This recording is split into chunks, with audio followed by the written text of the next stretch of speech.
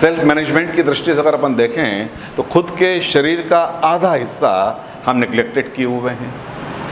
खुद के शरीर की भाषा हम समझते नहीं हैं। खुद के शरीर के बारे में डॉक्टर हमें बताता है, डॉक्टर के पास व्यक्ति जाता है कि मुझे क्या हुआ। अब ये बड़े मज़े की बात है कि मुझे क्या हुआ ये तीसरा व्यक्ति बता रहा है। हम जैसे जैसे विकसित होते गए जरा हमारा इससे नाता टूटता गया। मेरे घर में डॉगी है, बाकी पशुओं को आप देखते हैं शरीर के तल पे उनकी खुद से समझ ज़्यादा गहरी है। अगर मेरा डॉगी बीमार है तो वो खाना नहीं खाता, अगर वो बीमार है तो वो घास खा लेगा और लंघन रख लेगा, खाने में गैप कर देगा और किसी रूप में अपने को इम्प्रूव करने की कोशिश करेगा। लेकिन हम खुद के बाबत नहीं जानते हुए और हमेशा दूसरे पे डिपेंड रहते हैं। शरीर का हम पूरा उपयोग खुद का नहीं कर पाते। शरीर का बायां हिस्सा हमने खुद निगलेक्टेड छोड़ा हुआ है और ये बायां हिस्सा हमारे शरीर के दाहिने हिस्से से जुड़ा हुआ है जो इस रूप में एक महत्वपूर्ण भूमिका निभाता है। तो पिछले बैठक में हमने इस बारे में बात की थी कि हम इस महत्वपूर्ण संसाधन को निगलेक्टेड ना करें और उसके उपाय भी चर्चा की थी। खास तौर पे सिर्फ समस्याओं को सामने खड़ा कर देना हमारा उद्देश्य नहीं है, उसके उपाय क्या हैं। तो हमने देखा कि हमारे शरीर का बायां हिस्सा अमूमन निगलेक्टेड है। कोई बारीक काम इससे नहीं कर रहे हैं, कोई भारी काम इससे नहीं कर रहे हैं। तो हम ये करें सहज कि कभी इस बाएं हिस्से को थोड़ा ज़्यादा सम्मान दें। हमने ये देखा पिछली बार कि हम ऐसा कर सकते हैं कि एक पैराग्राफ बनाने की कोशिश करें, या बहुत मज़ेदार तरीका ये हो सकता है कि हम बाएं हाथ से कुछ पेंटिंग बनाने की कोशिश करें। ये पेंटिंग पे हमारा ज़्यादा जोर है। पेंटिंग आप बिल्कुल रंग ले लीजिए, रंगों से अगर किसी रूप में गुरेज हो तो रंगीन पेंसिल ले लीजिए और एक कोरे कागज़ पे कुछ उकेरने की कोशिश कीजिए। मज़े की बात है पहले से तय भी मत कीजिए कि अगर आपने पहले से तय भी कर लिया तो उसमें कोई नया सृजन नहीं होगा, वो एक नकल भर होगी। आज हमारे सामने जो चुनौती है वो क्रिएटिविटी की है।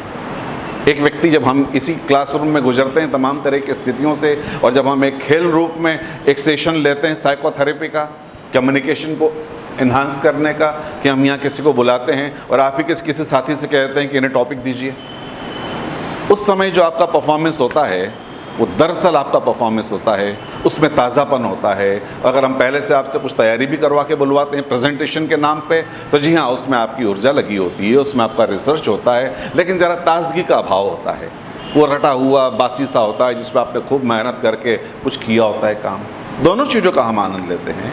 तो यहाँ पर अगर पिछली बार जो हमने शरीर के संसाधन को विकसित करने के बाबत बात कही उसमें बाएं हिस्से से अगर हमने कुछ एक्टिवेशन की कोशिश की तो मैं आज सुझाव रूप में साझा करना चाहता हूँ कि बाएं हाथ से चित्र बनाना ज़्यादा हमारे अंदर कुछ खिलावट लाएगा।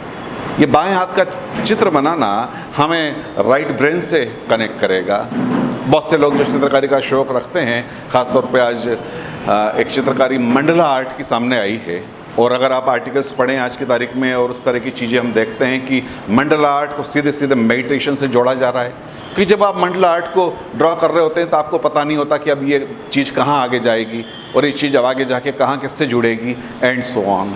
तो ये जो चित्र है आप बगैर सोचे कैनवास के सामने खेलपूर्ण तरीके से लेके बैठ जाएं बगैर टेंशन के और धीरे धीरे आप पाएंगे कि आपकी क्रिएटिविटी, ये जो क्रिएटिविटी की एनर्जी है ये या तो पास्ट में चली जाती है जो हम चीज़ों को याद करके और उसे बासी कर देते हैं, या फ्यूचर में चली जाती हैं जो कल्पनाओं का और सपनों का रूप ले लेती है। लेकिन ये क्रिएटिविटी की वही एनर्जी अगर प्रेजेंट मोमेंट में आती है तो यहाँ से कुछ चीज़ सृजन रूप में सामने आती है। चाहे वो आपकी कविता हो, चाहे वो आपका कोई इस तरह का कलाकर्म हो, चाहे आपकी कम्युनिकेशन में कोई सहज सी बात हो, लेकिन वो सहज सी बात इस ताजगी के साथ आएगी कि दूसरों से अलहदा होगी, दूसरों से हट के होगी।